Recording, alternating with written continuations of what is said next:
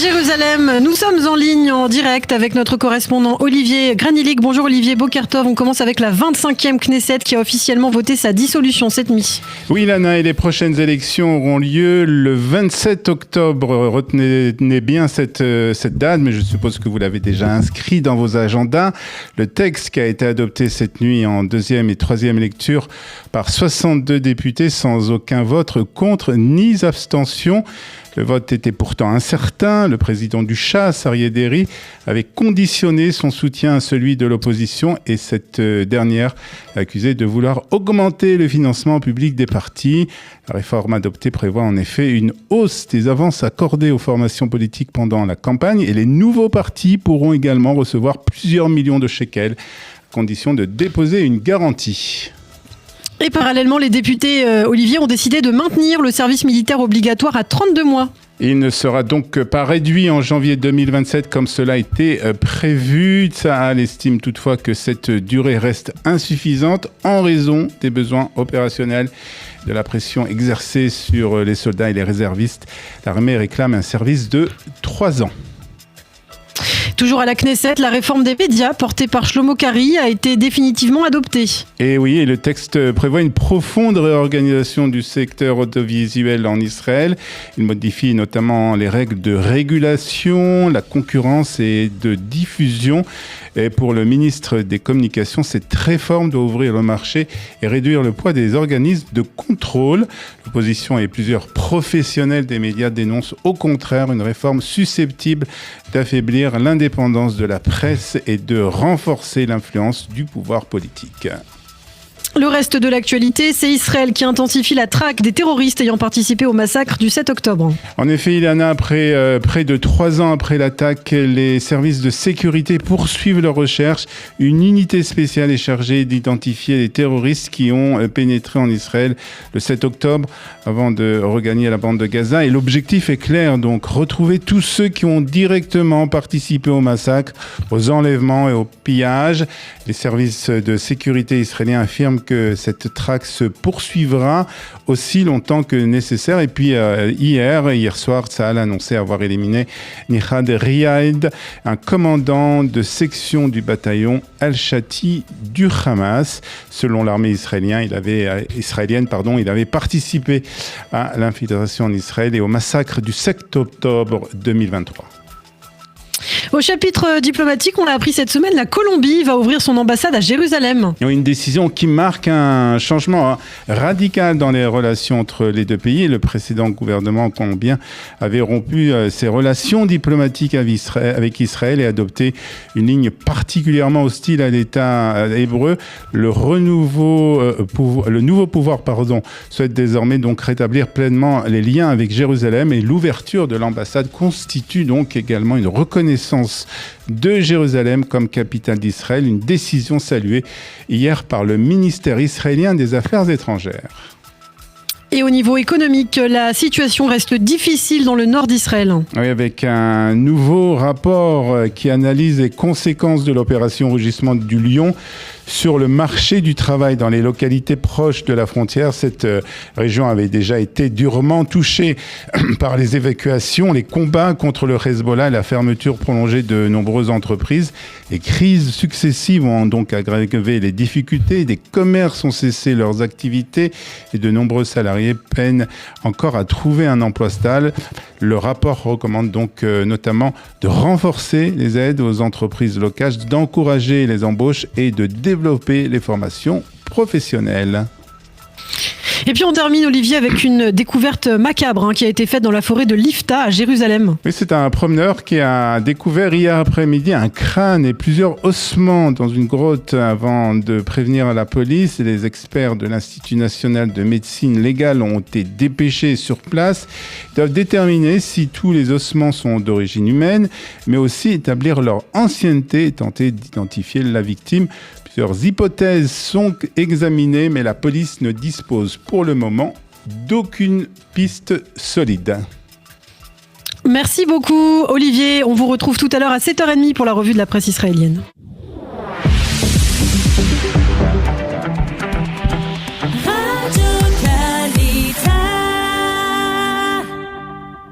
À Voilà, l'heure de jeter un coup d'œil sur la météo de ce vendredi 17 juillet 2026, Erev Shabbat, donc avec une journée très chaude, largement ensoleillée sur l'ensemble du pays, avec des alertes de chaleur dans plusieurs régions. Et il fera encore plus chaud demain, Shabbat, demain samedi, donc attention.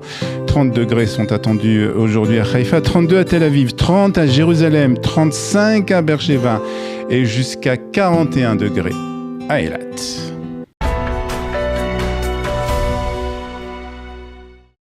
À quelques semaines des élections législatives du 27 octobre, la campagne entre dans une nouvelle phase avec la coalition sortante qui a multiplié ces derniers jours les votes de loi très controversés. Et dans un même temps, le Likoud fait face à de nouvelles fractures avec le départ, entre autres, du député Dani Louz et de nouvelles alliances qui se dessinent dans l'opposition. Un paysage politique israélien en pleine recomposition. Et pour analyser tous ces événements, ces rapports de force et les enjeux de cette campagne, nous sommes très heureux de recevoir Jonathan Serrero, journaliste. Bonjour Jonathan, merci beaucoup d'être avec nous. Bonjour Olivier. Vous êtes journaliste spécialiste de politique israélienne.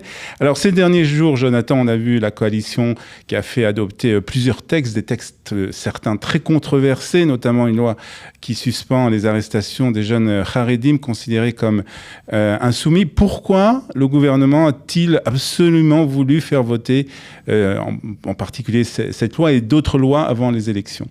Déjà, dire en premier lieu que Benyamin Netanyahou est parvenu à ses fins, à savoir fixer la date des élections au 27 octobre prochain. Il le souhaitait déjà, vaille que vaille, il y a déjà au début de cette crise, de cette prétendue crise des relations entre les partis orthodoxes et le parti Likoud et les autres partis de la coalition. Je pense que Olivier, c'est mon point de vue, c'est mon analyse, c'est mon opinion. Je pense qu'on a assisté à une grande mise en scène depuis 3 mois. Au regard du fait, je pense que les intérêts entre les partis orthodoxes et le Likoud étaient convergents. Je pense qu'il y avait des intérêts convergents. J'en veux pour preuve que les lois qui ont été votées liées au monde orthodoxe permettent aujourd'hui de mobiliser l'électorat orthodoxe autour de certaines propositions, notamment concernant la conscription des élèves des établissements talmudiques. D'ailleurs, il est tout de même intéressant d'observer que la loi de conscription des élèves des établissements talmudiques a été en quelque sorte morcelée au regard de cette loi fondamentale de l'étude de la Torah, de la loi protégeant les réfractaires à l'enrôlement au sein de Tzahal de sanctions pénales. Donc on a quelque peu changé la formulation de cette loi de conscription des élèves des établissements talmudiques pour permettre le vote de cette loi. Et du côté du Likoud, il y avait aussi un intérêt à mobiliser l'électorat autour de lois qui sont populaires au sein de l'électorat de droite, notamment la scission du poste du poste de conseiller juridique au gouvernement et la loi aussi concernant la réforme de l'audiovisuel et la loi aussi concernant l'ouverture d'une enquête contre l'ouverture d'une commission, la création d'une commission paritaire sur les événements du 7 octobre.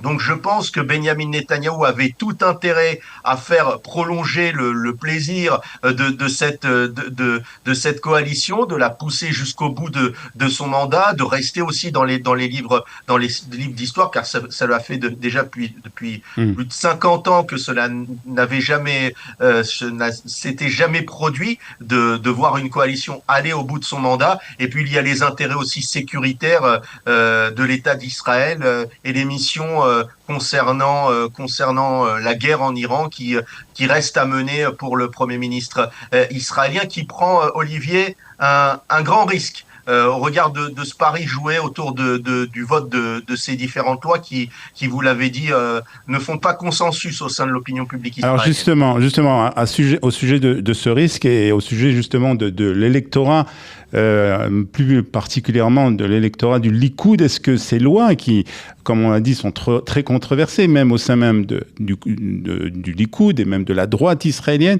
est-ce que ces lois ne risquent pas de faire perdre des voix justement au Likoud et à Benjamin Netanyahou? C'est un pari que prend le Premier ministre israélien au regard des enquêtes d'opinion qui ont été publiées ces dernières semaines. Vous le savez, Olivier, il y a plus de 50%, voire 60% des Israéliens qui sont pour voir les élèves des établissements talmudiques orthodoxes être enrôlés au sein de Tsahal, voire même sanctionnés pénalement contre ces réfractaires à l'enrôlement au sein de Tsahal, au regard notamment de ce qui s'est passé après le 7 octobre, au regard des jours de réserve effectués par une grande majorité des Israéliens au sein de l'armée israélienne. Mais du côté de Benjamin Netanyahou, on fait un autre calcul. Vous le savez, le Premier ministre israélien est un fin comptable et réellement un expert en matière de comptabilité. Et il fait ce calcul, Premier ministre israélien. Il voit que du côté des partis orthodoxes, c'est 15 à 17 mandats en faveur pour le moment, de la coalition de droite. Et le Premier ministre Benjamin Netanyahou a dû réclamer aussi des chefs de file des partis orthodoxes de mobiliser leur électorat en vue de cette élection. Et il est plus facile de mobiliser cet électorat au mois d'octobre qu'au mois de septembre, au regard des fêtes et au regard du calendrier politique et du calendrier juif. Donc aujourd'hui, pour Benjamin Netanyahou, il y avait plus un intérêt de mobiliser l'électorat orthodoxe, de se voir ajouter au sein de cette future coalition 15 à 17 mandats que de perdre peut-être 3 ou 4 mandats au sein de la... Ouais. De l'électorat de droite nationale ou plus proche des idées du Likoud. Est-ce que quelque part, c'est peut-être aussi une façon pour Benjamin Netanyahou de préparer sa succession? Concernant la succession de Benjamin Netanyahou, c'est le grand point d'interrogation. Pour le moment, le Premier ministre israélien a décidé de se représenter à cette prochaine élection. Je pense que Benjamin Netanyahou a déjà préparé sa succession. Il y a des noms qui circulent, notamment celui de Ron Dermer, l'ancien ministre des Affaires stratégiques. Mais il y a aussi d'autres noms qui pourraient sortir du chapeau et des noms que l'on connaît, notamment au sein de l'électorat sioniste religieux. Je pense à Bezalel Smotrich et je pense à Itamar Ben-Gvir. Je pense qu'Itamar Ben-Gvir pourrait être la grande surprise de ces élections. Il pourrait retrouver et arriver à unir cet électorat déçu de Benjamin Netanyahou et cet électorat proche des idées de droite nationale, proche des idées qui défendent aussi la terre d'Israël et la présence juive en Judée-Samarie, et au regard de ce qui s'est passé aussi après le 7 octobre et de toutes les objectifs de guerre qui sont liés à ce conflit qui est mené par l'État d'Israël contre l'Iran, contre le Hamas, contre le Hezbollah. Aujourd'hui, je pense que l'électorat israélien de droite, en tous les cas, c'est quelque peu, entre guillemets, radicalisé au niveau de ses idées au regard de ce qui s'est passé le 7 octobre 2023.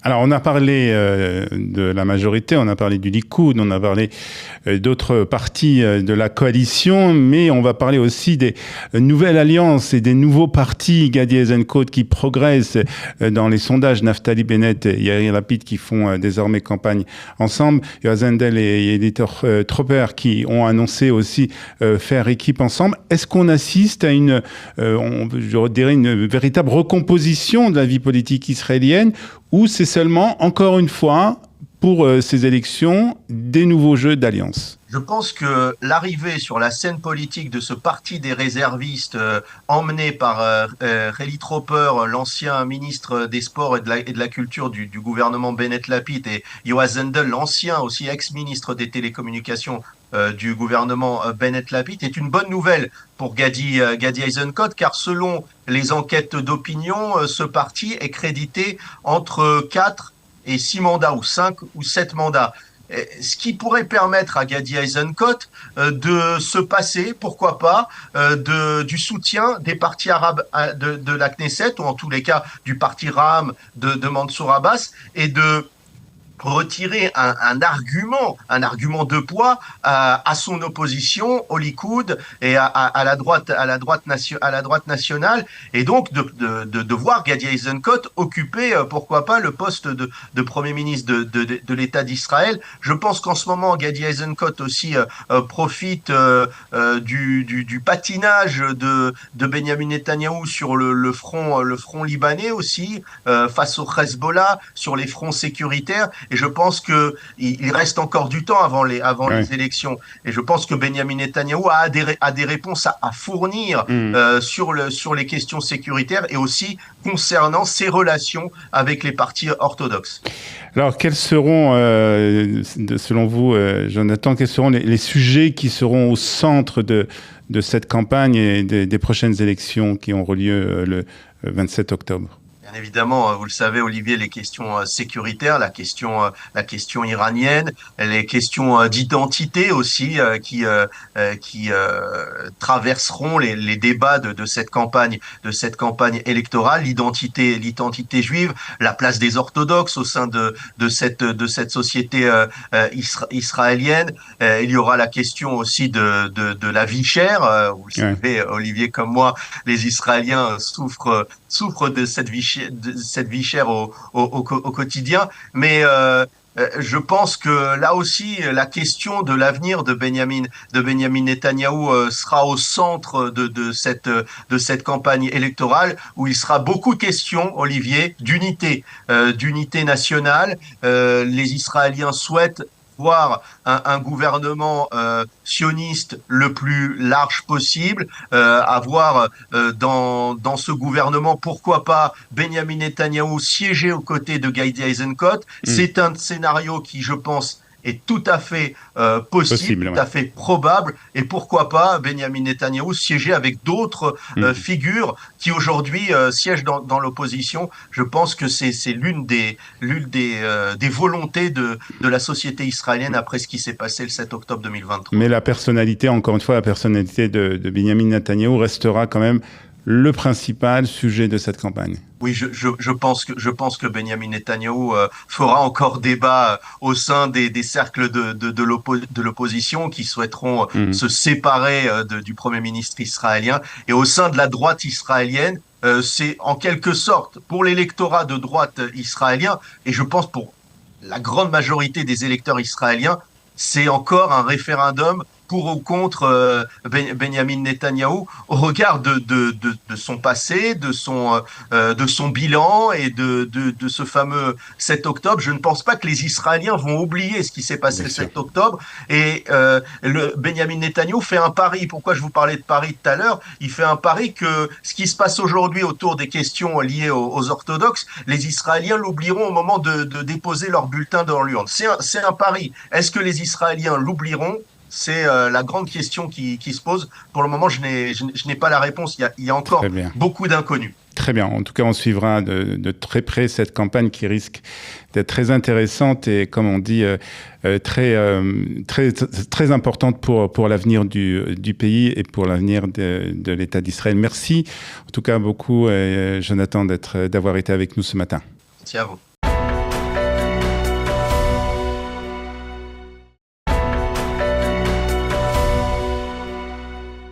Et à la une de cette revue de la presse, plusieurs éditorialistes dressent un constat très alarmant après l'adoption de la loi suspendant des arrestations des déserteurs Haredim.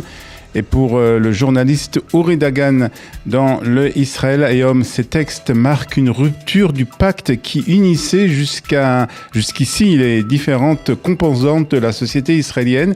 Il estime que les dirigeants Haredim ont rompu le dialogue qui existait avec l'armée du peuple, tout en reprochant aussi à Aryeh Deri, à Bezalel Smotrich et à Binyamin Netanyahou d'avoir sacrifié le principe du partage du fardeau au profit de la survie de leur coalition. De son côté, le général de réserve Gershon Cohen élargit encore le débat et selon lui, ces lois ne menacent pas seulement le fonctionnement de Tsahal, elles remettent en cause les fondements même du projet sioniste. Les deux affirment surtout que le sionisme repose sur une idée essentielle, chaque juif participe à la construction et à la défense de l'État.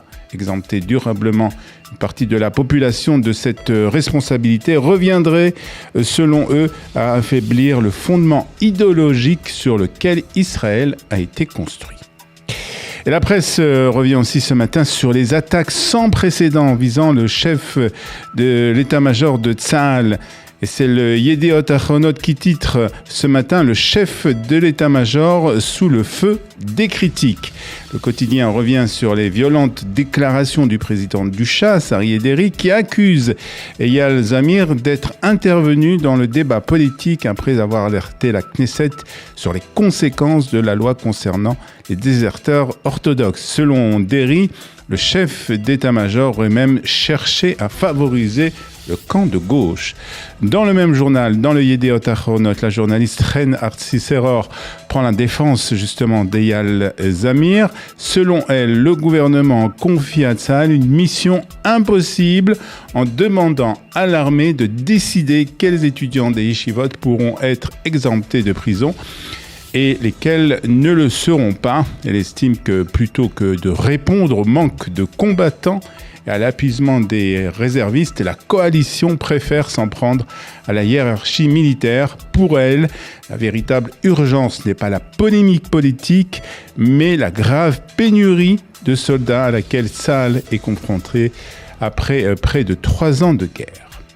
Et puis aussi, ce matin, beaucoup accusent Bezalel Smotrich d'avoir tourné le dos aux valeurs historiques du sionisme religieux. Comme Shvut Ra'anan, c'est la fondatrice du Forum des femmes de réservistes qui reconnaît que le ministre des Finances est certes un acteur majeur du développement des implantations, mais il a choisi de préserver son alliance politique avec les partis Haredim plutôt que de défendre le principe du partage du fardeau. L'auteur de cet article dans les Israël Hayom rappelle que le sionisme religieux, inspiré par le Rav Kook, a toujours considéré que l'étude de la Torah et le service militaire étaient complémentaires. Pour elle, Tsahal est l'une des plus hautes expressions des valeurs de la Torah, puisqu'il protège le peuple d'Israël. Puis comme chaque vendredi, les médias israéliens publient leurs sondages sur les intentions de vote en vue des prochaines élections. Nous avons retenu ce matin l'enquête publiée hier par E24 News en hébreu. Le Likoud reste le premier parti du pays avec 28 sièges, mais perd un mandat par rapport à la semaine dernière. À l'inverse, le parti Yachar de Gadi Eisenkot poursuit sa progression et atteint désormais 22 sièges. Le bloc de la coalition demeure toutefois minoritaire avec 58 sièges contre 62 pour l'opposition. Autre enseignement de ce sondage, pour la première fois, Gadi Eisenkot devance Binyamin Netanyahou dans la question de l'aptitude à exercer les fonctions de Premier ministre. Le général de réserve recueille 47% des suffrages contre 44% pour le chef du gouvernement. Puis enfin, la nouvelle formation annoncée par Hili Tropper ne franchirait pas, selon E24 News, le seuil électoral, tout comme les partis de Benny Gantz et Moshe Feiglin. Puis les Israéliens restent très inquiets face au risque d'une nouvelle guerre. C'est ce qu'on apprend en lisant un sondage qui est publié par plusieurs quotidiens. Une grande partie de la population s'attend à une reprise des combats contre l'Iran ou le Hezbollah au Liban. Ces résultats montrent que malgré les périodes d'accalmie, les Israéliens ne considèrent pas les différents fronts comme définitivement stabilisés. L'inquiétude est particulièrement forte dans le nord du pays où les habitants redoutent une nouvelle escalade du Hezbollah. Au chapitre diplomatique à présent, la proposition du président Erdogan à Donald Trump qui inquiète Israël. Et c'est le Mekor Rishon qui nous apprend que le président turc aurait proposé au président américain un vaste plan économique régional. C'est un projet qui concernerait notamment la Syrie et plusieurs pays du Moyen-Orient. Erdogan souhaite placer la Turquie au centre de la reconstruction et des futurs accords économiques dans la région. C'est ce que nous dit le Mekor Rishon de ce matin. À Jérusalem, cette initiative est suivie avec prudence. Israël redoute en effet un renforcement de l'influence turque en Syrie, mais également sur l'ensemble de la région. Et on termine avec une réflexion publiée dans le Israël Hayom à l'approche de Tisha B'Av. Et c'est le journaliste Nadav Shagrai qui estime que cette journée parle peu à une grande partie des Israéliens, davantage marquée par le Yom HaShoah ou Yom HaZikaron. Selon lui, le véritable message de Tisha B'Av ne réside pas seulement dans le souvenir de la destruction du temple, mais dans la leçon qu'elle porte. Selon la tradition juive, en effet, le temple a été détruit à la cause de la haine gratuite entre les Juifs, après des profondes divisions qu'a connues Israël ces dernières années, puis l'élan d'unité né depuis le 7 octobre, l'auteur estime que Tisha B'Av est plus actuel que jamais. Il y voit un appel à renforcer la solidarité et la responsabilité mutuelle pour éviter que les fractures du passé ne se reproduisent. Shabbat Shalom depuis Jérusalem. La Knesset a adopté cette semaine une loi suspendant les arrestations, les enquêtes et les poursuites contre les jeunes Haredim considérés comme déserteurs à condition qu'ils soient reconnus comme étudiants en yeshiva. Une loi qui a suscité une vive émotion dans le pays et provoqué la colère de certains comme celle de Marc Abitbol. Son fils Eliav est officier de réserve et tombé au combat au Liban en octobre 2024. Et dans un texte particulièrement poignant sur les réseaux sociaux, il dit avoir ressenti de la colère, mais aussi de la honte. Il est avec nous pour nous expliquer. Bonjour Marc Abitbol, merci d'être avec nous ce matin. Bonjour. Qu'est-ce qui vous a le plus bouleversé dans ce débat? Est-ce que c'est le contenu de cette loi ou c'est les paroles qui ont été prononcées à la Knesset? Je pense que c'est les paroles qui ont été prononcées à la Knesset qui ont révélé ce qu'il y avait derrière cette loi. Je pense que, et plus particulièrement, un ministre qui a parlé du Kaddish en disant Talmidéon, qu'on dit dans le Kaddish, en faisant mention aux Talmidim, aux élèves. Mais pour moi, pendant un an, quand j'ai dit ce Kaddish, Talmidéon, c'était Eliav. Et ça m'a tout simplement fracassé de prendre cette phrase et l'utiliser pour des gens qui vont faire tout pour ne pas venir être là pour sauver le pays, défendre le peuple juif, défendre nos frères, ce qui est pour moi une notion de base du judaïsme, et qui se sont vantés d'être Shevet Lévi, mais même Shevet Lévi, dans la même paracha de la semaine, Moshe Rabbeinu les a envoyés se battre. Donc c'est une mascarade. C'est-à-dire que c'était. Je suis pas étonné après 3 ans de voir ce manque d'empathie, mais là ça atteint des limites que je pensais pas qu'on y arriverait. Alors, c'est danser sur le sang de nos enfants qui sont tombés au combat. Alors, comme vous dites, vous n'avez pas été étonné de la part des députés, des ministres orthodoxes. Ce qui vous a quand même étonné et ce qui vous a mis en colère, c'est aussi l'attitude des députés et des ministres de ce qu'on appelle la Tzionut Hadatit, du sionisme religieux. Là aussi, ça vous a particulièrement choqué? Ah oui, ça, parce que pendant 3 ans, on s'est battu pour qu'il y ait une voix dans la Tzionut Hadatit, dans le parti nationaliste religieux, Abba Yehoudi, tel qu'il est appelé aujourd'hui, pour qu'il se batte pour au moins de façon sur les valeurs, même si après les négociations politiques c'est un autre sujet, mais d'entendre une voix claire et nette qui explique que l'étude de la Torah n'est pas en contradiction à aller servir son pays, à aller défendre sa nation, à défendre le peuple juif.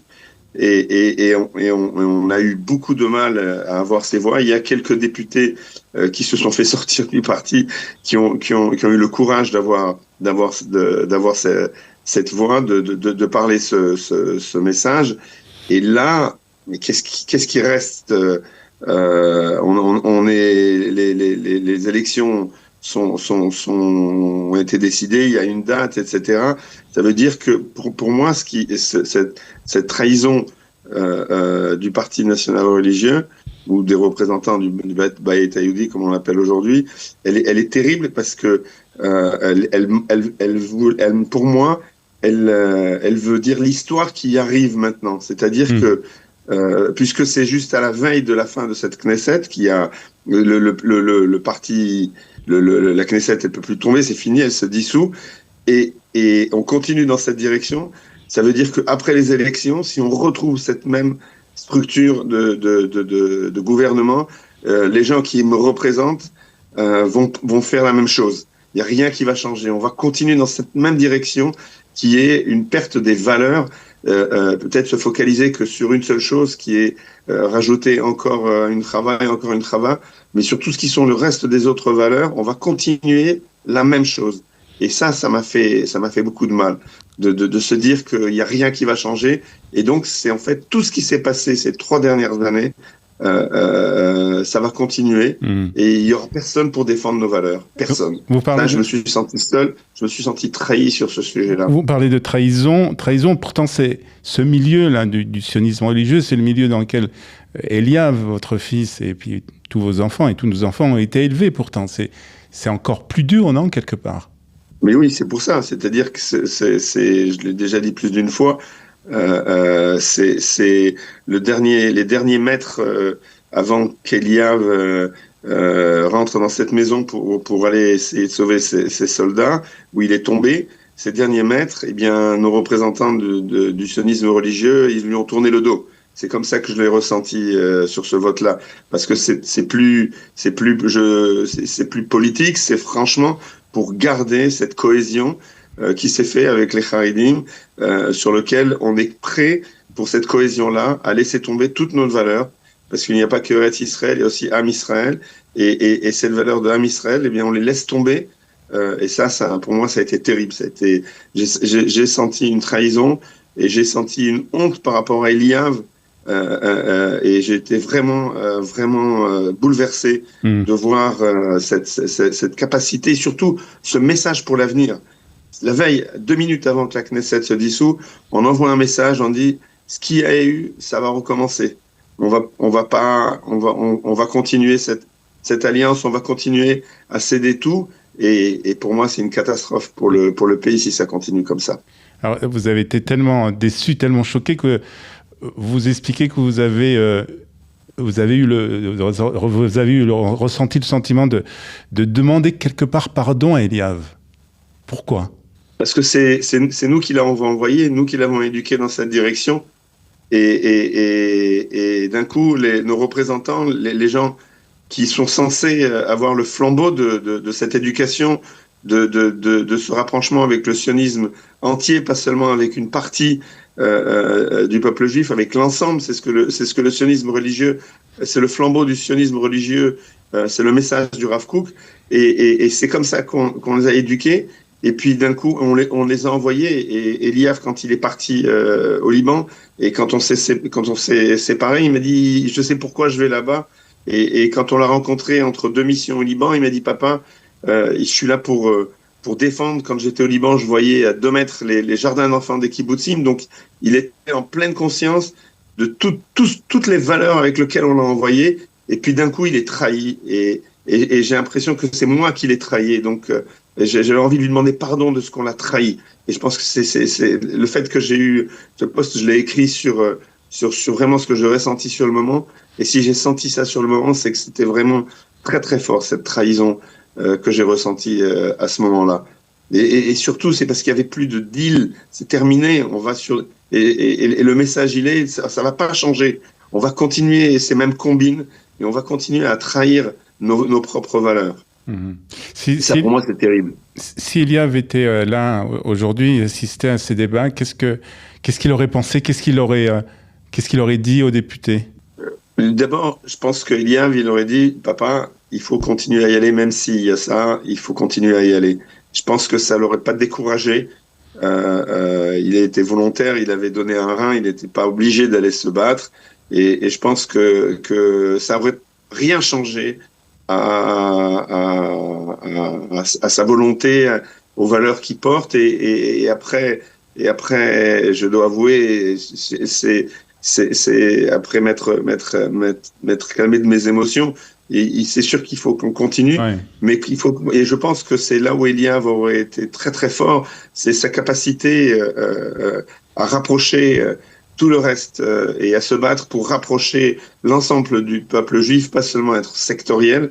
Je pense que c'est ça qu'Eliav aurait dit, papa, maintenant, faut qu'on continue à se battre pour qu'Israël soit encore mieux, pour qu'il y ait plus de disputes et de haine telle qu'il y est aujourd'hui, pour que tout le monde participe à cet événement qui est ce retour qu'on a en Israël.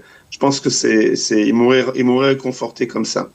Pour terminer, parce que vous avez un message quand même qui est pas très optimiste, même si sur la fin vous avez un message un peu plus optimiste. Quel message vous transmettez aujourd'hui à Tal, à l'épouse de Eliav et à ses 4 enfants? Un message quand même optimiste quelque part? Oui, ça c'est...